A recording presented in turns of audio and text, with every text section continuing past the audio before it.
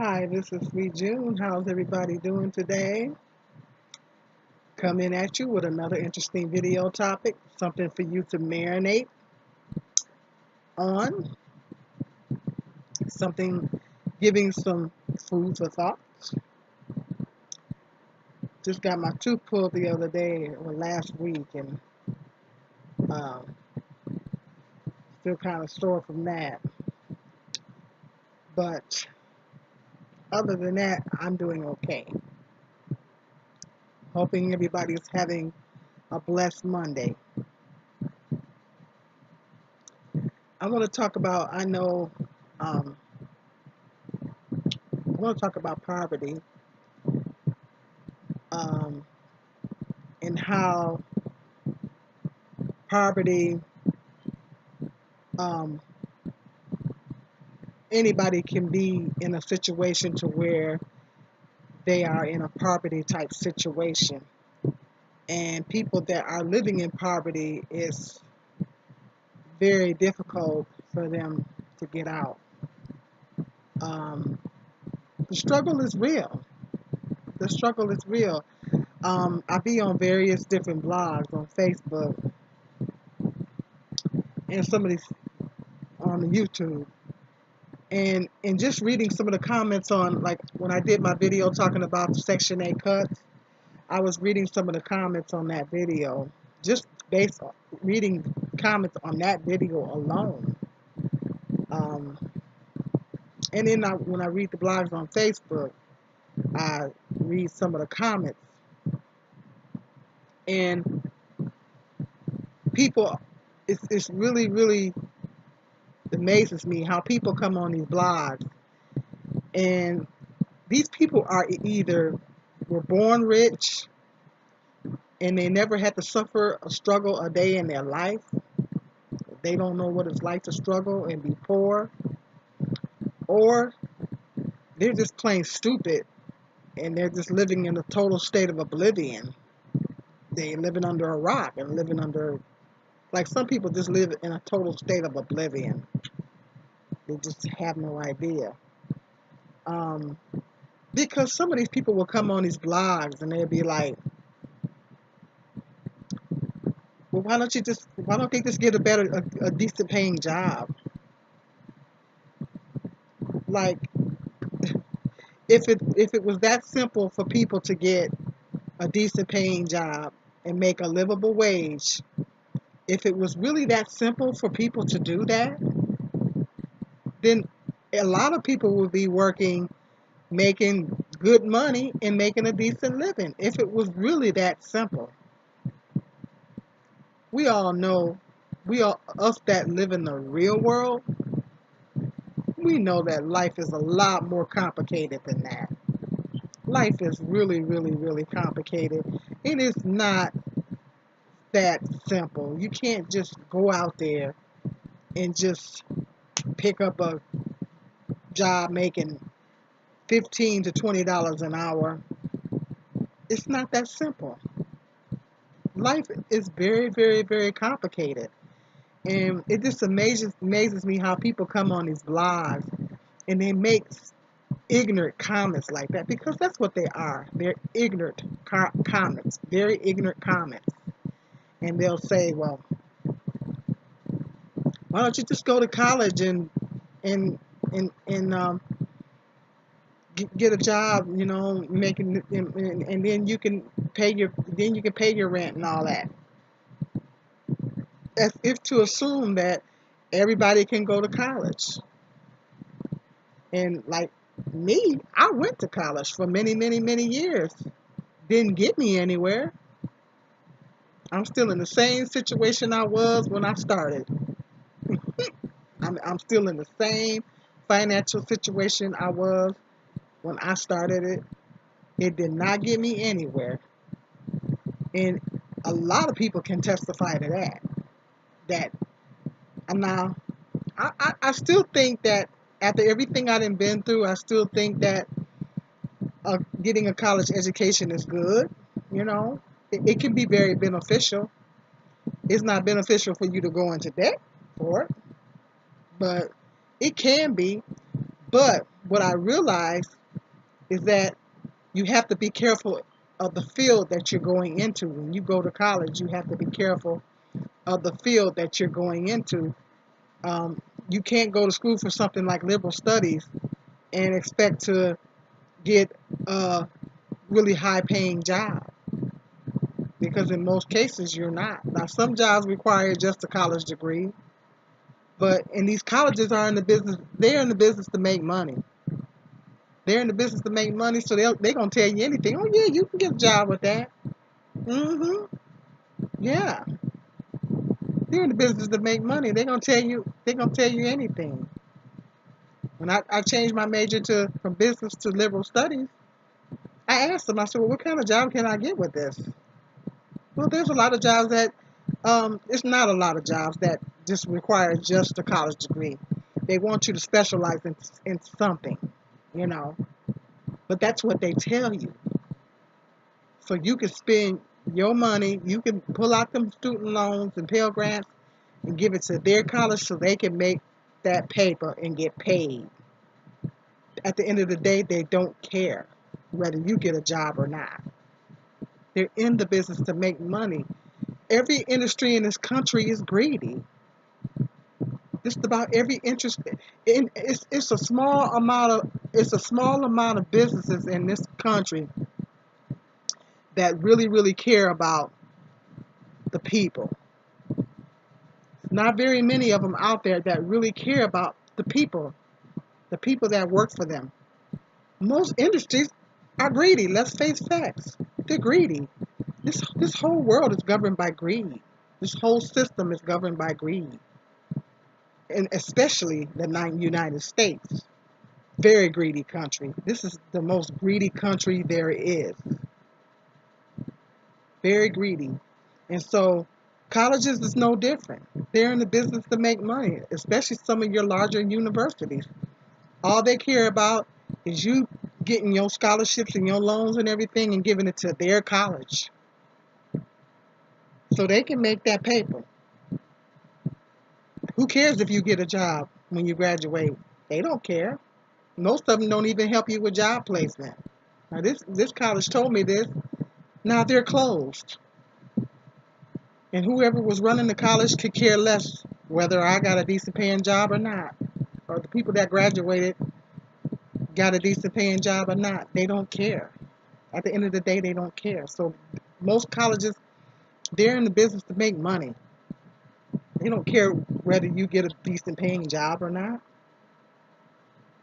You know? So going to college can be beneficial depending on what field you go into. You go into engineering, you go into nursing, or um, medical, certain medical fields. You can stand to make a whole lot of money, you know. But you just got to be careful of the student loan trap.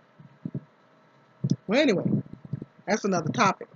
I'm kind of getting off topic here, but it amazes me some of the comments that these people make in these blogs and stuff. They act like life is so simple, and then they're so judgmental of people that are living in poverty.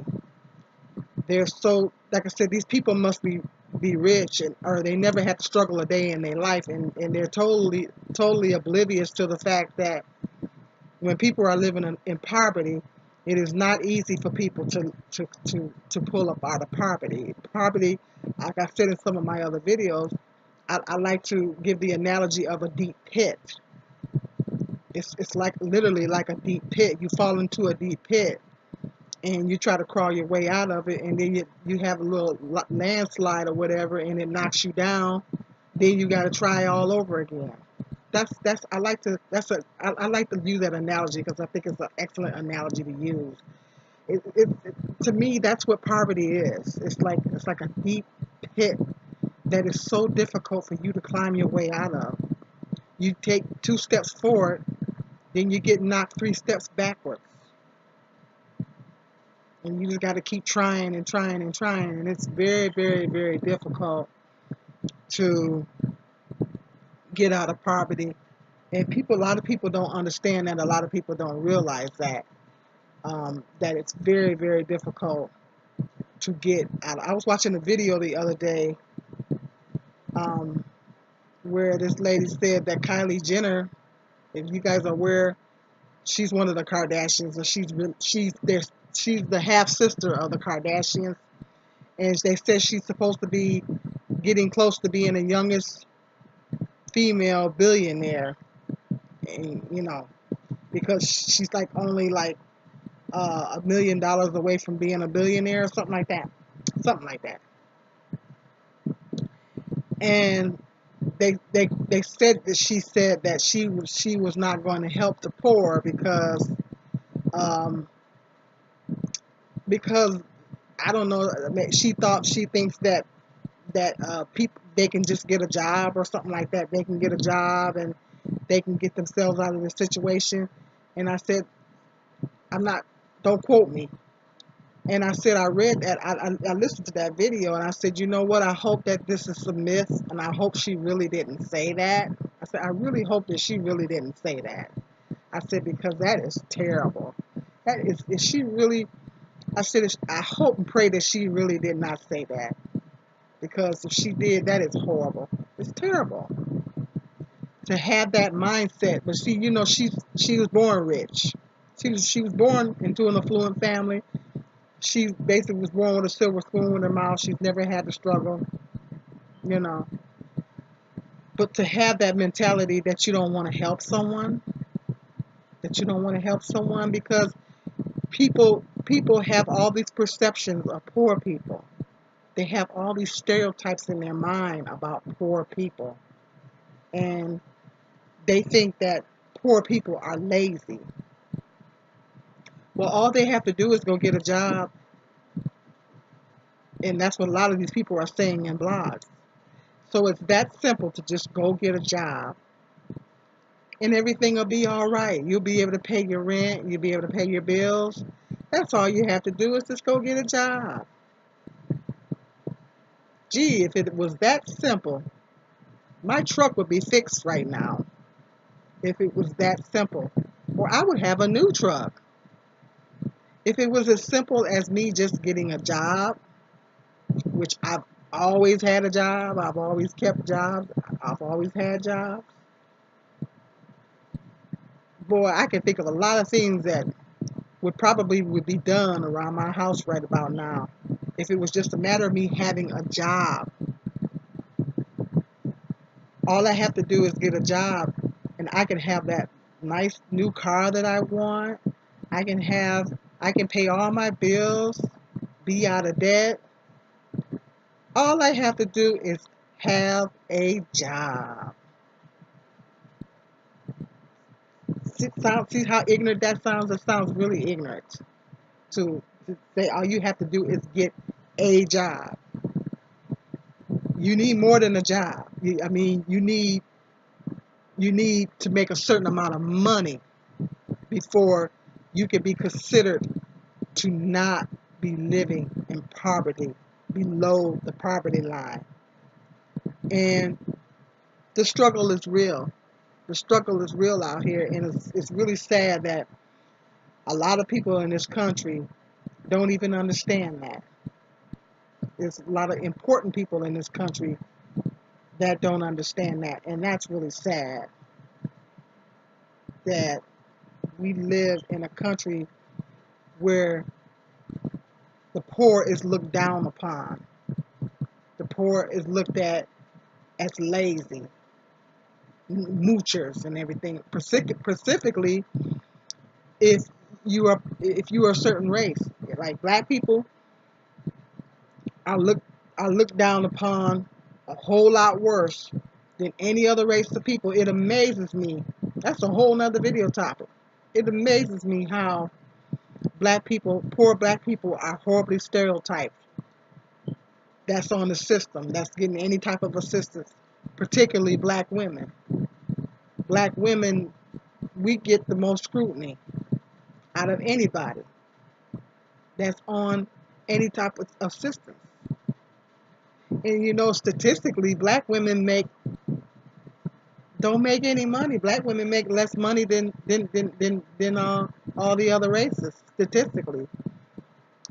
Black Statistically, black women are more likely to live in poverty because black women statistically make less money than all the other races. But we're the most stereotyped. If we need any type of assistance, if we living in poverty, then we're horribly stereotyped. We're the most stereotyped. We're the most stigmatized for needing that assistance. So it's just um, poor people, people that in poverty, like these rich people that are up on their high horse and thinking that poor people are lazy. I mean, people in poverty work harder than everybody, than people that are rich, the people that have these really really good jobs, good paying jobs. I've made this point in my other videos. People in poverty work harder than everybody. A lot of people. I mean, just check out your gas stations, your gas station attendants, people that work in the grocery stores, people that work in your hotels, making your beds and stuff. You know, after your hotel stay, the housekeeper that goes in and cleans your room, she works very hard. I know. I used to do that job. It's very hard. Being a housekeeper is a very hard job. I've done it. I've tried it, and it's a very, very hard job. Because I was asking a lady about a hotel that we have here in town. One of the hotels that we have here in town. That I was asking her, because I guess she's the manager, was the manager or something, and she was telling me about what like how hard the housekeepers have to work and how big of a turnover she had. And she was saying that she had a really big turnover, and was saying how hard her housekeepers have to work. And after she got done running all that stuff down to me, I was like, thanks, but no thanks. You can keep that job. Because after she got done running all that stuff down to me, I was like, my back gonna be broke. I get in there and do all that, my back gonna be broke. Because she was saying how short-staffed she was, and she had such a big turnover, and housekeepers have to really, really, really, clock in hours and really, really, you know. I said, no, I'm not up for it. You know, they can keep that job. They can keep it. I said, because, like I said, I've done it before, and it's very, very, very hard work. It's very hard work. And people don't realize how hard housekeepers work. And mind you, I was working at a Hampton Inn, but this was back in the early 2000s. I think they changed it now. This was in the early 2000s. I was working at a Hampton Inn. We was only getting paid $2.95 a room. Like, you got paid $2.95 a room. That's it. That's all you got. Now I think they might have changed it to hourly, where they get an hourly rate. But it used to be we made $2.95 a room. Yes. Like, so they schedule you, you come in and you have a schedule, and let's say they got you down for 10 rooms, for cleaning 10 rooms. You got $2.95 for those 10 rooms per per room. And you go in there, and sometimes the people sometimes people trash hotel rooms. They trash hotel rooms. They go in and they trash the hotel rooms. And so when they do that, because one time I had to have a manager come up and help me clean a room because it was just that trashed. And it takes longer for you to get the room clean when the room is trashed. And when I say trashed, I mean it is trashed. It is a hot mess. You know, it amazes me how people can do that, how people can leave a hotel room. It's like now when I go to a hotel, because I've done that work before and I know what the housekeepers have to go through. When I go to a hotel, I'm very mindful of how I leave the hotel room. And a lot of times, in most cases, I strip the bed for them. You know, I strip the bed down for them. And so when they come in there, all they got to do is grab the sheets and throw them in the thing and make the bed up. Put some, because you know you have to change the sheets every day when you're a housekeeper. So um, I already know what's up. So I make sure I strip the bed for them and you know leave a little tip for them because I know what they have to go through. You know, and it's very hard work. People don't realize how hard of a job that is.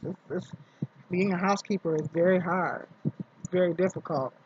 This job that I'm getting ready to go into, assisted living, that's not an easy job. I mean, it's a little bit easier. It's a lot easier than working in a nursing home. I don't think physically I can work in a nursing home because it's too much. Um, but it's not as it doesn't have the level of difficulty. You do some nursing home stuff in assisted living. You do nursing home some nursing. You do a lot of nursing home stuff, but you're not. But it's not at the same level as a nursing home. You know, because it's assisted living. You're not dealing with in a nursing home. You're dealing with a large number of people that are full assist. You're dealing with everybody, like each aide is assigned a hall, and everybody's fully full assist. Whereas in assisted living you might have a certain amount of people that's full assist, but everybody ain't gonna be full assist. So that's the difference. And this assisted living that I'm getting ready to go work in is a lot smaller one. So there is a difference between assisted living and a nursing home. Nursing home, pretty much everybody is full assist, and the work. I took nurses aid training, and when I took the nurses aid training, we did our clinicals for 3 days. And when I went and did the clinicals for 3 days, and after I did those clinicals, I was like, they can keep this. I don't think I got the stamina to do this. And I guess that's why I wasn't motivated to get my state license, which I should have tried to get it anyway. Because I said, I ain't trying to work in no nursing home. Um, and now physically, I could not work in a nursing home. I leave that to the young ladies. So that's what I said, taking care of your elderly, work daycare, that's a very underpaid, hard-working job. It's a lot of them. It's a lot of them out there. People working in your dollar stores, convenience stores, dollar stores, any type of retail, low-paying job, but they got to work very, very hard. It's a lot of standing on retailers, a lot of standing on your feet, a lot of standing on your feet, and it's very difficult. And you got to smile, and I don't care. You come in, you've had a bad day. You got to still come in and put a smile on your face and act like ain't nothing wrong with you. You got to fake it till you make it. So it's people in poverty are some of the hardest working people in this country. People don't realize how hard people in poverty really work. But people living in poverty work very hard. They're hardly lazy. They're, they're not lazy. It's a small percentage of people that are in poverty that are lazy, maybe, perhaps. But a lot of people, most people that live in poverty, a lot of people that live in poverty, they're very, very hard working, but they're very underpaid. They're very underpaid. So that's something to think about. I mean, the struggle is real out here. And with the cost of living is constantly going up, housing prices are going up. I know here in my city, you used to be able to rent a house for like $600 a month. Now I'm looking in the listings and I'm seeing seven, eight, nine, even upwards of $1,000 or more per month for just to rent a house, depending on what neighborhood it's in. That's here in my city. It used to be able to rent a house here for $500 or $600 a month. Not anymore. You can't hardly find a house here for that much. So it's like rents are going up, and even apartments. You know, these apartments, are some of them I be looking at because I love real estate and I'm into real estate. So I go on Zillow and I keep pretty much abreast of what's on the market, and so I like to go on Zillow and check out the listings to see what's on the market, and then I check out the rentals, and some of these apartments are renting for like $800 a month or more in my city. Some of them are higher than that, depending on the area. I know this one apartment complex that's here. They want $1,200 a month, you know, or more. But these apartments are like condos. They're very, very nice, and they're in a very nice neighborhood. So that's what I'm saying. And these are just apartments. So even in this city that I'm in, the rents and everything is going up. It's expensive to rent houses. It's expensive to rent apartments. So people need housing assistance. If you're only making $9, $10 an hour, how you gonna pay $900 a month in rent? You know, it's very, very difficult to pay that kind of money on $9 an hour, even working 40 hours a week. And so that's what I'm saying. The struggle is real, and people come on these blogs and they act like everything is so simple. Like they was making a point on the View. They was saying they tell people to pull themselves up by their bootstraps, but they say some people don't even have boots. That's a good point. They was making that point on the View when they were talking about property on the View. They was like, people say pull yourself, you know, that it's the same. People say pull yourself up by your bootstraps. Well, some people have no boots. That's a good point. Some people have no boots, and so having an education is no guarantee for a really good paying job. You know, things are very, very, life is just very, very complicated. And it's for people to come on these blogs and act like everything is, all you gotta do is just get a job. Like somebody literally said that. All you have to do is get a job and you'll be able to pay your rent. Somebody actually said that in my comment section. Are you serious? I said if it was that simple, then I wouldn't even, people wouldn't even need Section 8. I said people wouldn't even need the program if it was that simple. If it was just as simple as just getting a job, then what would people need with the program? So it's just ignorant. You know, people just make ignorant comments. It's just, those comments to me are very ignorant. They're very ignorant. You know, it's like use common sense already. You know, it's like they don't want to. They want to stay on their high horse and be in judgment. And my point that I'm making is the point that I really, really want to drive home is that any life happens. Like the big economy crash back in 2008. Everybody remembers that, right? The economy crashed back in 2008, where the economy crashed, and I thank God that at that particular time I was able to maintain my job and still have a job. When the gas prices went through the roof, went over four, almost $5 per gallon. Everybody remember that. I know everybody remember because I remember I was spending a quarter of my income in gas, and I wasn't doing home care. Now there was a lot of people talk about the sinking middle class.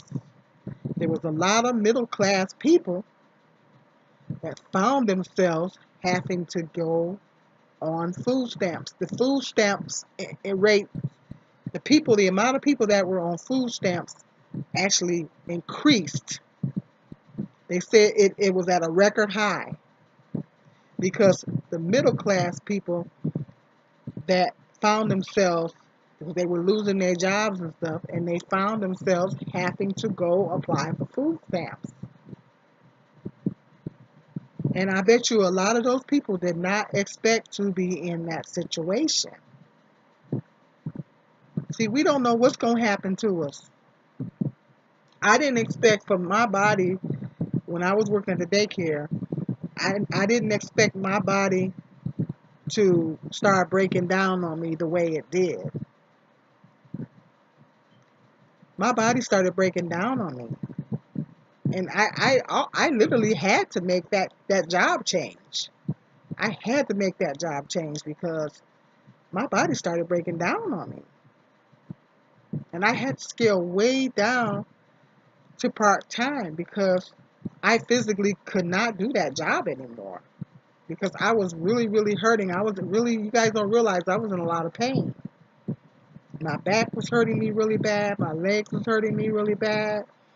And I physically could not do that job anymore. It was getting very, very physically difficult. I remember going to the doctor and telling the doctor that I'm having a hard time doing my job because of my back and my legs. And walking at the doctor, being frustrated that they didn't seem to be doing anything about it. And so getting the weight off made a big, huge difference. And I'm still not where I want to be, but getting just a lot of the weight, some of the weight that I was carrying on me, made a huge difference. My age plays a factor, but then when you top that off with being overweight, and the aging process is taking place, then yes, your body will start to break down. So I had to make some lifestyle changes and change my diet and change the way I do things. And so I can maintain my health. So now I'm in a position now where I can go back to work full time. You know, my friend of mine asked me on Facebook, I thought you said you was having problems with your legs and stuff. I said, yeah. I said, but since I've lost a significant amount of weight, I feel a lot better. So I didn't anticipate my body breaking down on me like that. You know, I didn't anticipate that. You know, I just did not anticipate it.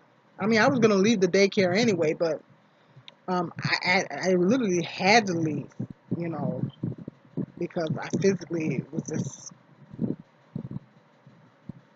And so I took a big pay cut, you know. I took a big pay cut. But I had to do that so I can get my body together. So I had to do that and make that sacrifice so I can get my body, so I can take some time to take care of me and to get my body back to where it should have been. Because I was praying, I said, Jehovah God, please help me, give me my legs back. I need my legs back. You know, I need my back back so I can function. So I can go to work, I can have a quality of life, and I can go to work and actually function and make some money. Because getting on disability is not an option. It is just not an option for me. So that's what I had to do. So I had to take that time to get my body together. You know, I didn't anticipate that. Life happens. And life happens to us all. You can go to the doctor, and the doctor can say, well, you know, there's people that went to the doctor, and the doctor told them they had cancer. And then all of a sudden now you find yourself not being able to work because you have cancer. Does that person deserve to be judged and looked down upon? Or what if you have a sudden job loss?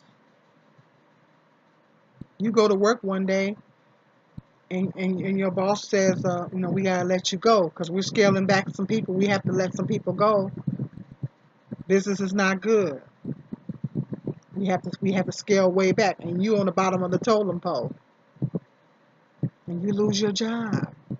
And all of a sudden now you're unemployed, and you gotta go. You do gotta go on the food stamp line. Would you want people to judge you? Would you want people to look down on you? And some of the stories that I read on some of these blogs, it's heartbreaking. Some of these blogs, um, I would read some of these stories, and some of the stories were very heartbreaking. Some of the people would come on there and say, I got sick, and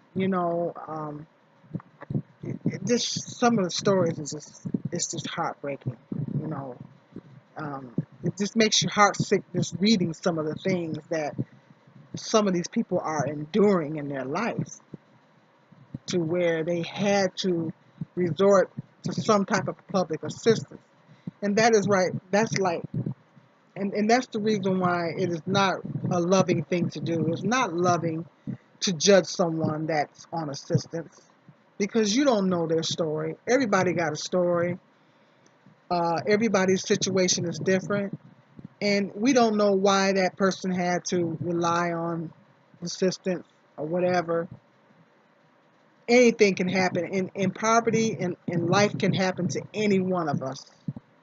You can get a sickness, you can lose your job, anything. You can get in an accident. There has been people that have gotten in car accidents and was paralyzed, or was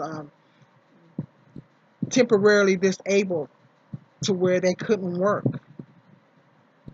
We just don't know. We just don't know what's going to happen to us.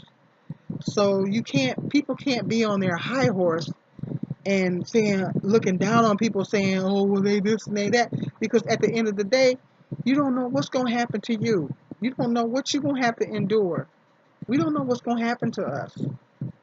Anything can happen, and you might be in that same exact shoes that those other people were in.